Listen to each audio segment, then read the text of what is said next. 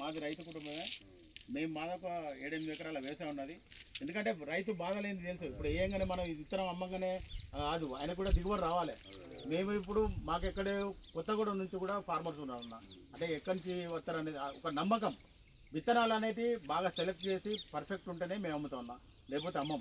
మాది ఇప్పటి వరకు సింగిల్ ప్రాబ్లం కూడా లేదు రైతుల ద్వారా. సో ఒక్కసారి మా కౌంటర్ కూడా మీరు రండి, ఈ ఇయర్ ఒకసారి వస్తే మా గురించి కూడా మీకు తెలుస్తుంది, ఇంతగా ర్యాపో పెరుగుతుంది మనకు కూడా. మీకు ఒకసారి మమ్మల్ని నమ్మండి, నీకు నెక్స్ట్ ఇయర్ అన్నీ ఇప్పుడు దీనికోసం కాదు, పత్తి గింజలు కానీ, మిర్చి గింజలు కానీ, కూరగాయల గింజలు కానీ ప్రతి ఒక్కటి మా దగ్గర ఉంటుంది. దీనికోసం అని కాదు నేను చెప్పేది, ప్రతి అన్ని రకాల విత్తనాలు ఉంటాయి. మీకు దొరకంది కూడా నేను ఇప్పించే బాధ్యత నాకు. అంటే మాకు లింక్స్ ఉంటాయి మాకు.